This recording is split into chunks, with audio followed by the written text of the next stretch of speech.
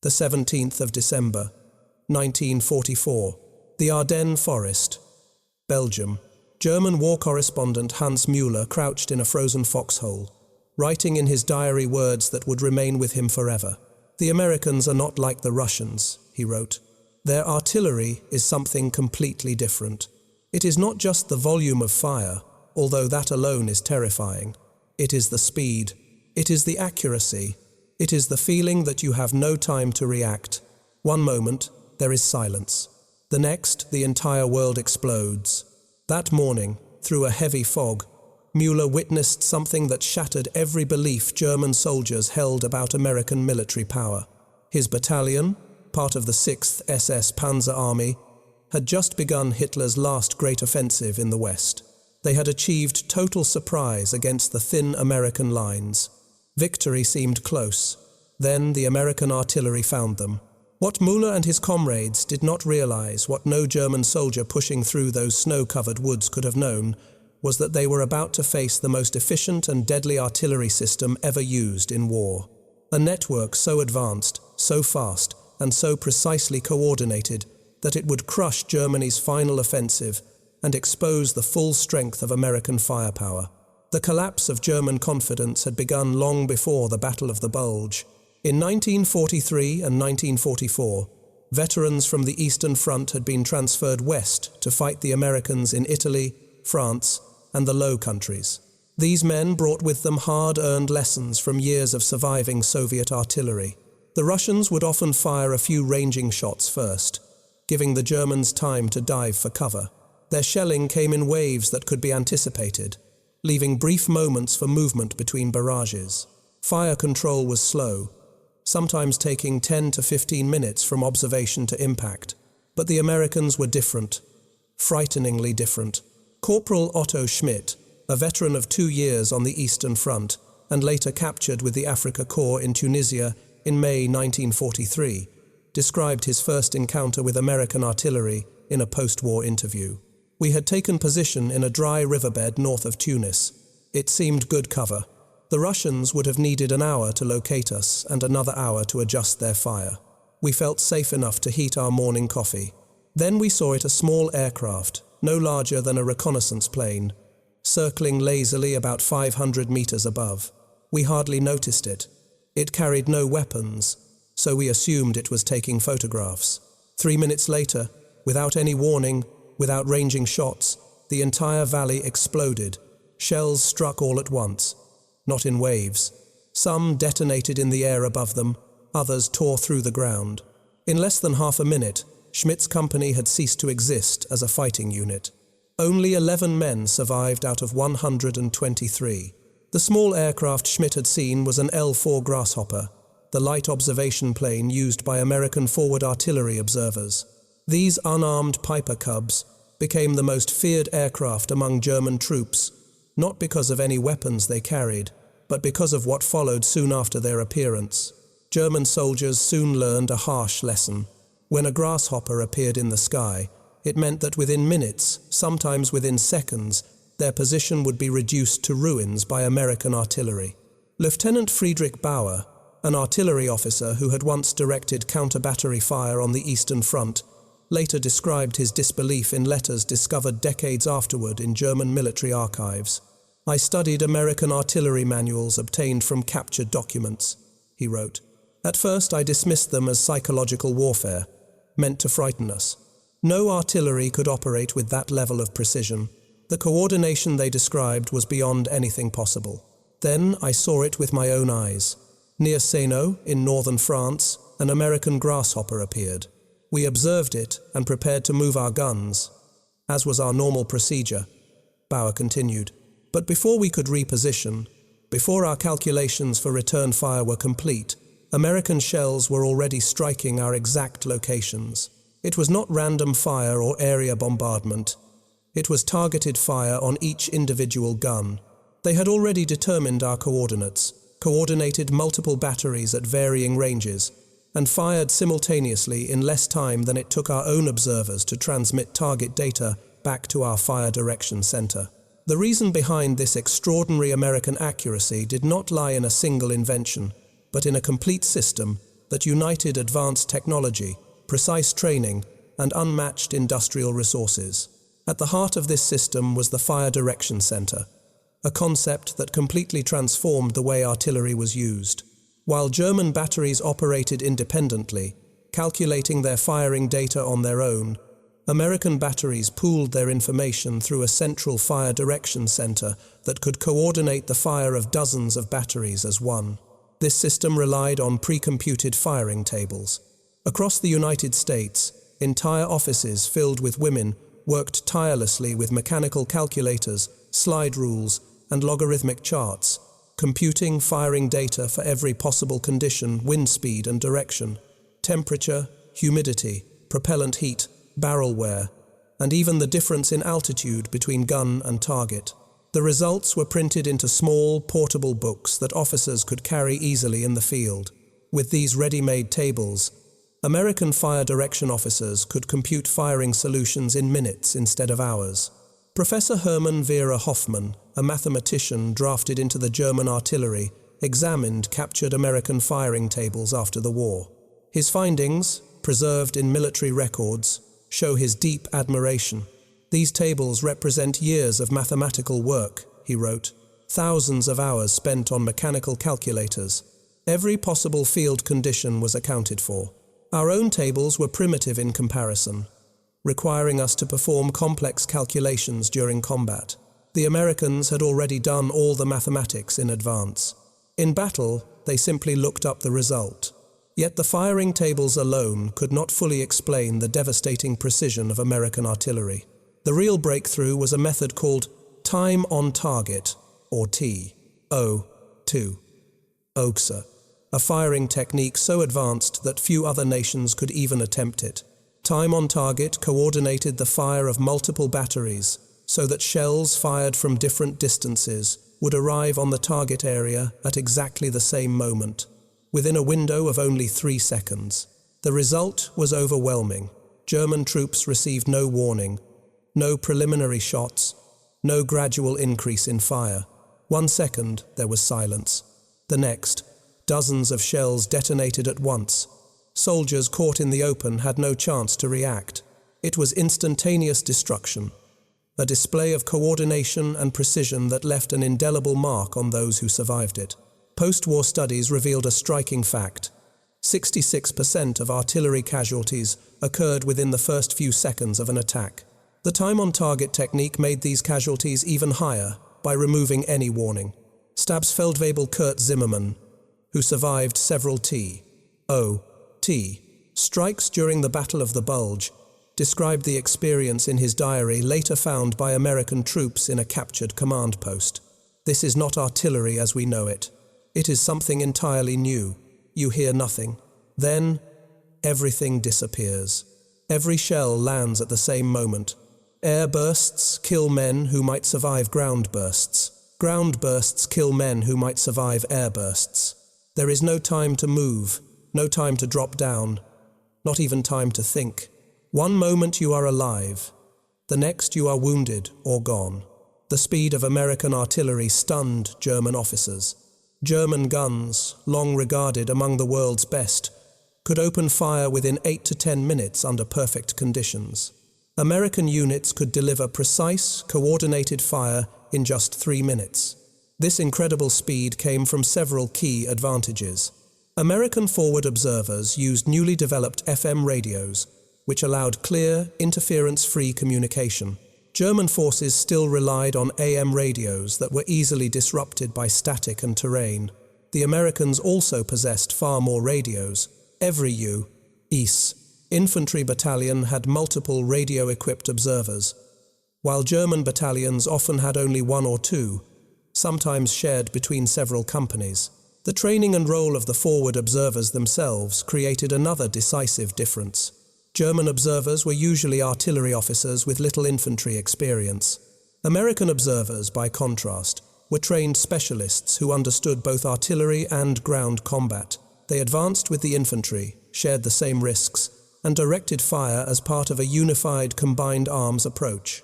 Even more importantly, American observers had the authority to call for fire not just from their own battalion, but from any artillery unit within the Corps.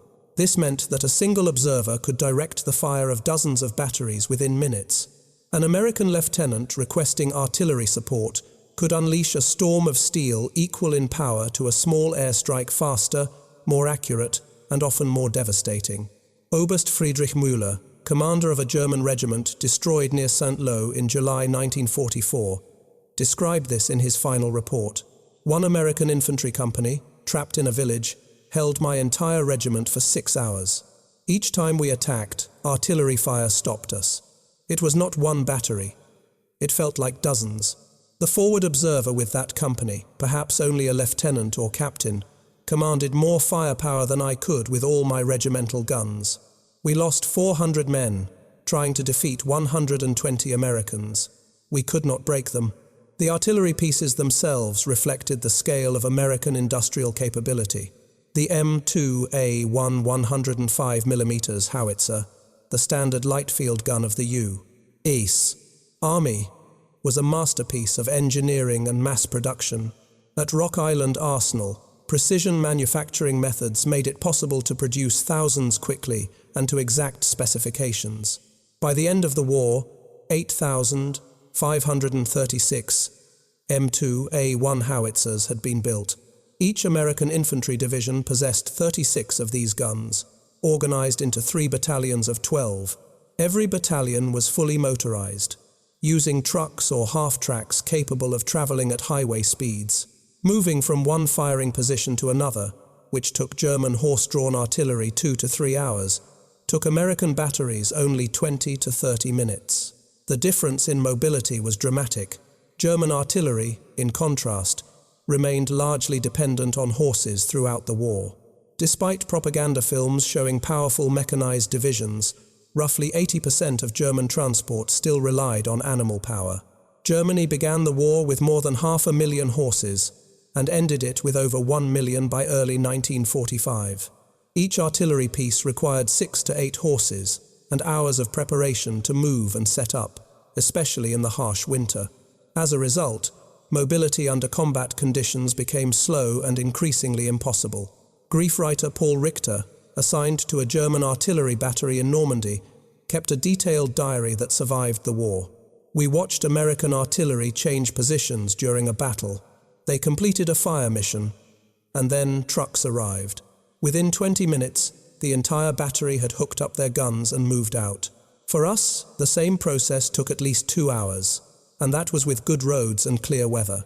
In mud or under enemy fire, it could take 4 hours. The Americans would already be in a new position and ready to fire again before we had even finished our move. We were fighting a 19th century war with horses against an enemy fighting a 20th century war with trucks. The result could only go one way. American 155mm howitzers added an even heavier layer of fire support. Each division fielded 12 M1 155mm howitzers in a separate battalion.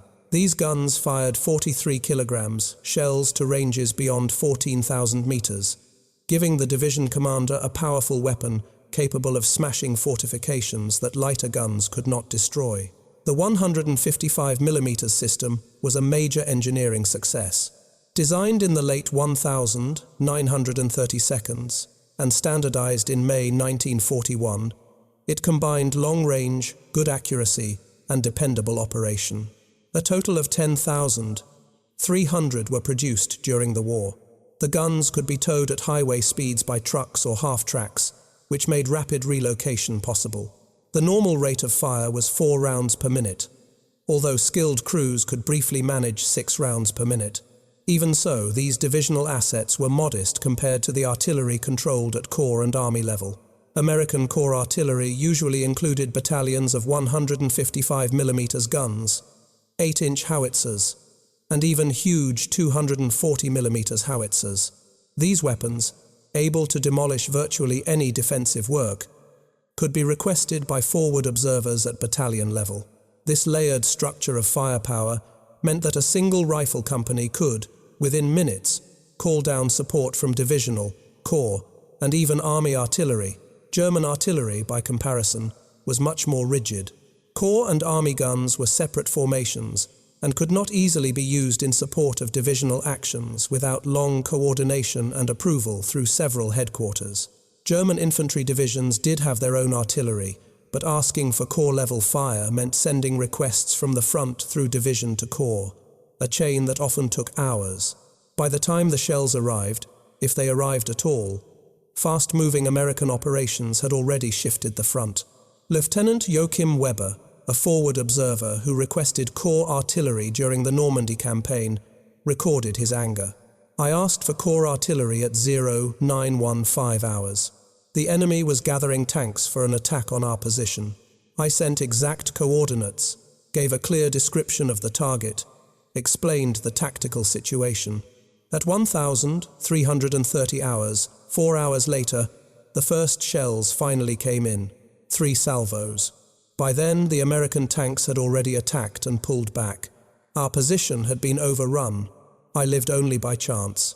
The corps artillery, which might have saved us, arrived too late to make any difference." American technical superiority in artillery also extended to the ammunition. While Germany faced shortages of propellant and uneven shell quality, American factories produced shells in seemingly endless numbers, built to tight standards that gave reliable results.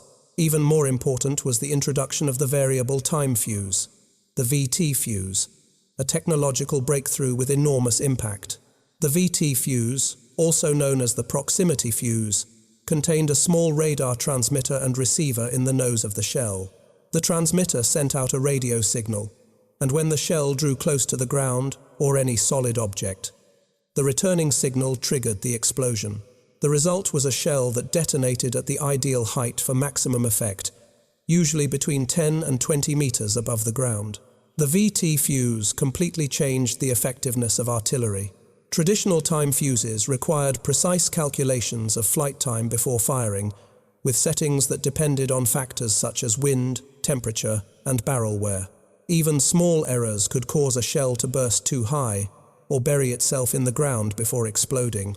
The VT fuse solved these problems, ensuring that each round exploded at the perfect height regardless of external conditions. The VT fuse was first used in combat by the USS Helena on the 5th of January 1943, when it shot down a Japanese dive bomber off Guadalcanal with only 2 or 3 salvos. During 1943 and 1944, the fuse proved extremely effective in naval anti-aircraft defense and in shooting down V-1 flying bombs over England. However, fears that the technology might be captured by the enemy prevented its use in land-based artillery in Europe. General Dwight Eisenhower personally requested permission to use VT fuses during the Battle of the Bulge, arguing that their impact would outweigh the risk. The Pentagon initially denied the request, but Eisenhower persisted until formal authorization was granted between December 19 and 21, 1944, shortly after the German offensive began. This marked the first use of VT fuses against ground targets in Europe. The decision quickly proved justified. Shells equipped with VT fuses tore through German formations caught in the open during the Ardennes campaign. Naval tests had already shown that VT fuses were 3 to 4 times more effective than conventional fuses against V-1 flying bombs, destroying 79% of all incoming targets. Their lethal fragment zone covered 3,000 square feet, compared to only 60 square feet with standard fuses. Some reports estimated that VT fuses increased artillery effectiveness by between 200 and 700%. German troops who had learned to survive traditional shellfire by lying in depressions found that this no longer worked. The new shells exploded overhead, scattering fragments downward onto soldiers who had gone prone for safety.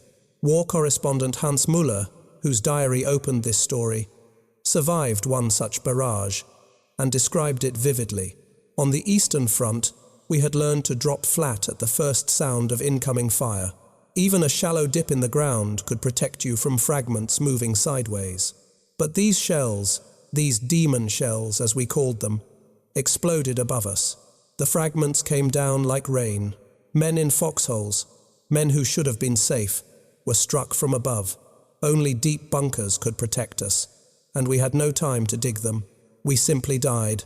The psychological shock of the VT fuse added to its physical devastation. German soldiers, trained to react instinctively to artillery by seeking cover, realized their training no longer helped them. The knowledge that no cover short of solid overhead protection could save them caused many to freeze in fear. Some units refused to advance, even when ordered. Lieutenant Friedrich Bauer described an incident of near mutiny in his company during the final phase of the Ardennes offensive. "My company was ordered to attack an American position 300 meters away. The men refused. They had seen what American artillery did to troops in the open, especially with these new fuses that exploded in the air. I told them we would die anyway if we stayed, that the Americans would soon overrun us. But they would not move. They preferred the chance of being captured to the certainty of being killed by American artillery. The industrial power that enabled the United States to produce artillery and ammunition on such an immense scale represented another form of superiority that German soldiers simply could not grasp. Rock Island Arsenal alone turned out more than 10,000 105mm howitzers. Several other factories built 155mm guns and heavier artillery. Shell production reached extraordinary levels throughout the war. In contrast, German production was crippled by Allied bombing, resource shortages, and inefficient industrial management. Although many German artillery designs were technically excellent, they were built in numbers far too small to affect the outcome of the war, and Germany lacked the capacity to maintain steady production as the conflict dragged on. By 1944, German artillery batteries frequently operated at half strength, with damaged or worn-out guns and no replacements available. Even worse, ammunition production could no longer support prolonged operations. Many German batteries were restricted to only a few shells per day, sometimes as few as 2 or 3 per gun. American units faced no such limits. Forward observers could request artillery fire whenever needed, confident that the supply of ammunition was practically endless. Lieutenant Werner Vogel, a German artillery officer, described this crisis in his wartime diary. "We received 50 shells per gun for the entire week, 50 shells to support an infantry regiment under constant American assault. Every mission required approval from battalion command.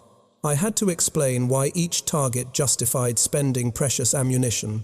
Meanwhile, American artillery fired thousands of shells every day without any sign of restraint. We were fighting a poor man's war against a rich man's enemy."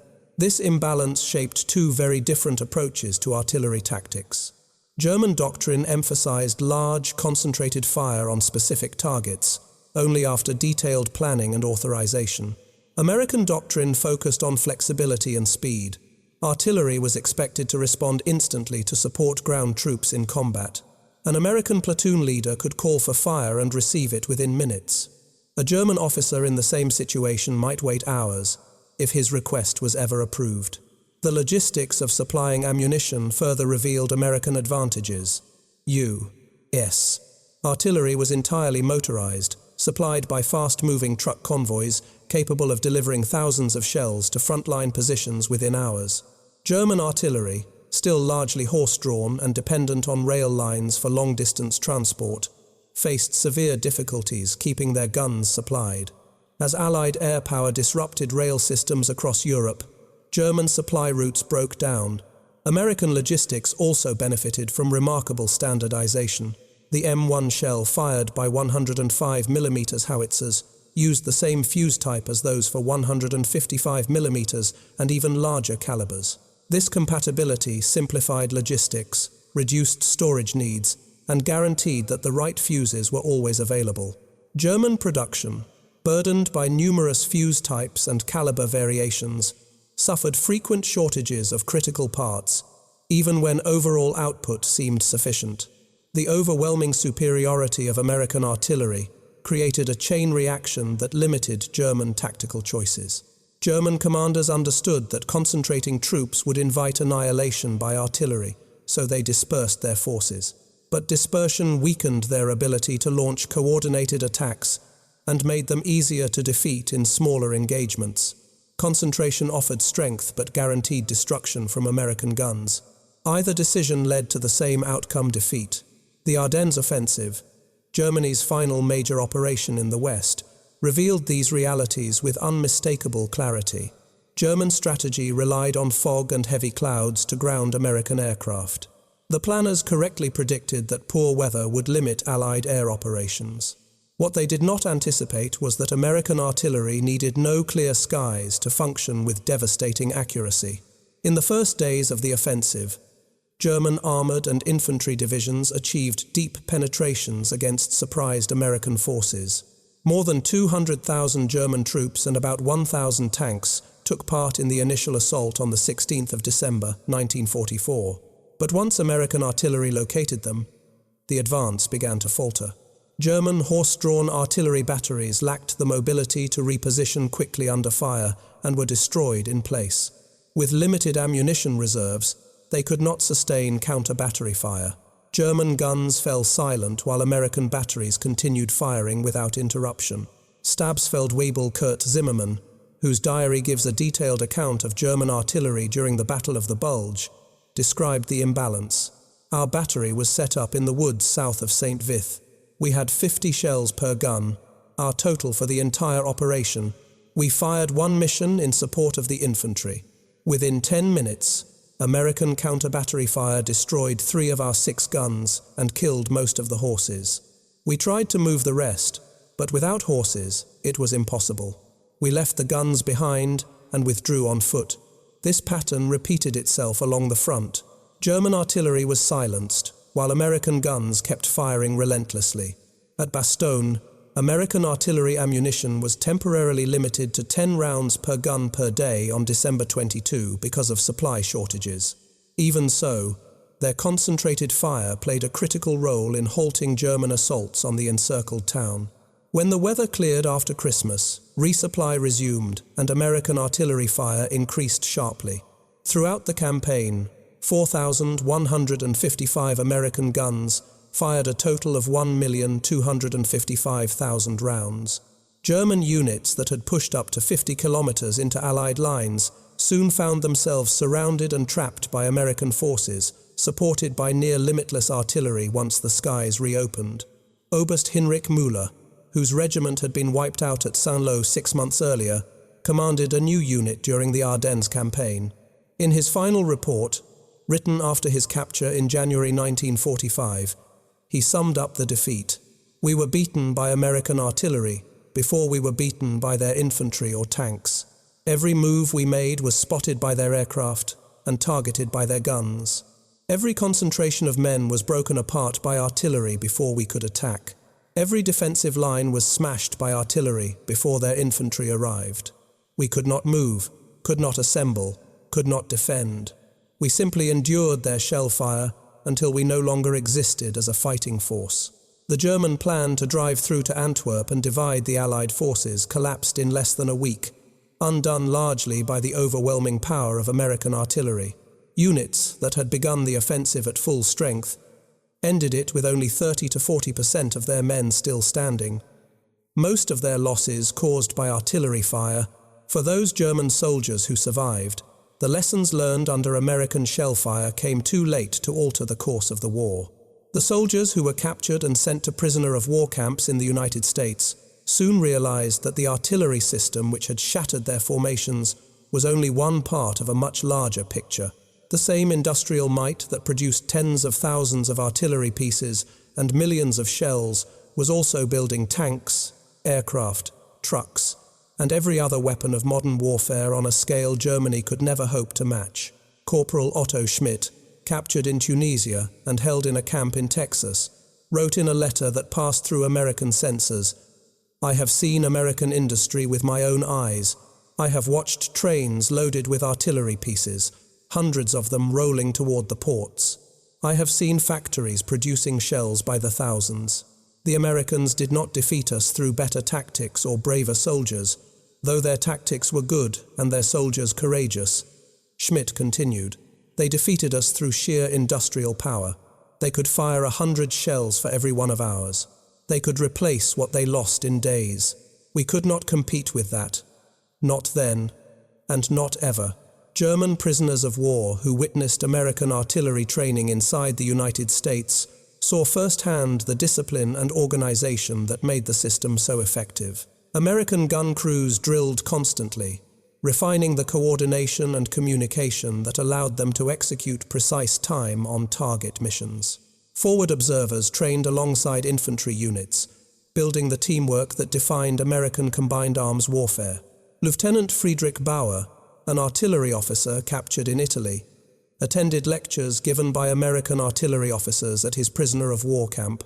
His notes, preserved in German archives, reveal both professional respect and astonishment. They have turned what we relied on individual skill to achieve into a standardized process, he wrote. Where we depended on experienced officers to calculate firing data, they use tables that allow any competent officer to do the same. Where we relied on skilled radio men to maintain fragile communication, they use radios so reliable that even lightly trained operators can keep contact. They have taken the art of artillery and made it an industrial science organized, repeatable, and scalable. That is their true advantage. For many German prisoners, the transformation went beyond technical respect. They came to see that Nazi propaganda about American weakness had been a lie. The Americans they faced in battle, and later met in captivity, showed a level of professionalism, industrial strength, and organizational skill that far exceeded Germany's in every category. Obergefreiter Hans Müller, whose diary recorded his experiences during the Ardennes campaign, was captured as the German offensive collapsed. His later entries, written while in an American prisoner of war camp, reveal a complete reversal of his earlier beliefs. We were told that American soldiers were weak, that they lacked discipline and fighting spirit, that they relied on their machines because they had no courage or skill. These were lies. The Americans fought bravely and with great competence. But above all, they fought with such overwhelming material power that no amount of German bravery could overcome it. Most of all, they possessed an artillery system so advanced that we had no answer to it. This, more than anything else, defeated us. By early 1945, as Germany's situation became desperate, American artillery strength continued to grow while German capabilities collapsed. Ammunition factories in Germany were destroyed by bombing. Experienced artillery crews were lost and replaced by untrained men. The horses that pulled German guns died in large numbers from exhaustion, hunger, and American shellfire. Batteries that once operated 6 guns were reduced to 2 or 3, and some divisions had no functioning artillery at all. Meanwhile, American artillery became stronger than ever. Production in the United States continued to rise even as victory approached. In 1944 alone, American factories produced more artillery pieces than in any previous year. Ammunition output reached levels that allowed U.S. forces to fire freely without restraint. New technologies, including improved fire direction systems, mechanical computers, and more reliable radios, increased both accuracy and speed. The war ended in May 1945, with Germany's unconditional surrender. In its final months, American artillery displayed a level of power and coordination that would have been unimaginable just a few years earlier. A single battalion could deliver massive firepower within minutes. Entire corps-level artillery units could coordinate barrages to saturate entire grid squares with shells. Forward observers could call for fire and receive precise, devastating results almost instantly. German survivors of these final engagements carried home a deep respect for the power of American artillery. Professor Hermann Werner Hoffmann, the mathematician who had earlier analyzed captured American firing tables, was taken prisoner in the Ruhr Pocket in April 1945. His final report, written for American intelligence officers, offered a professional assessment of U.S. artillery. The American artillery system represents the peak of industrial-age warfare. They have applied mass production, standardization, and organized training to create a weapon system of extraordinary effectiveness. Individual German guns may be better engineered. Individual German officers may equal their American counterparts. But the Americans have built a system that no longer depends on individual talent. It produces consistent, overwhelming firepower quickly and reliably.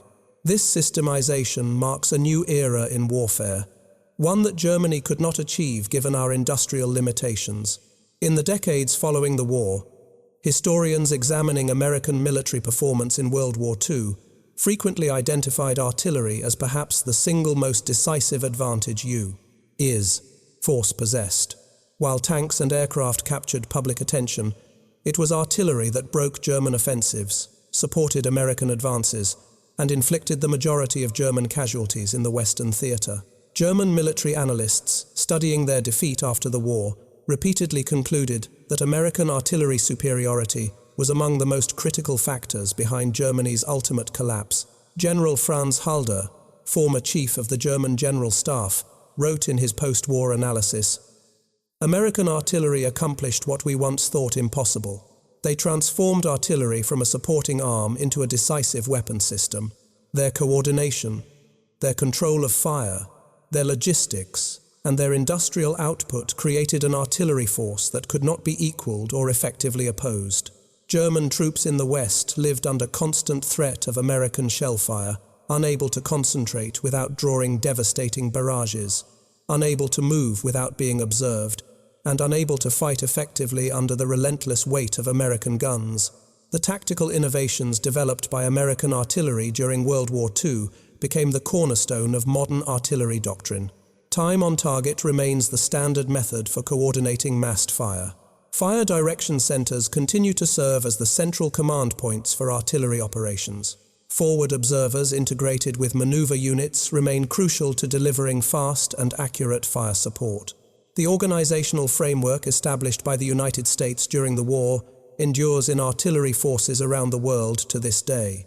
The proximity fuse was such a major leap in technology that its full effects remained classified for years after the war.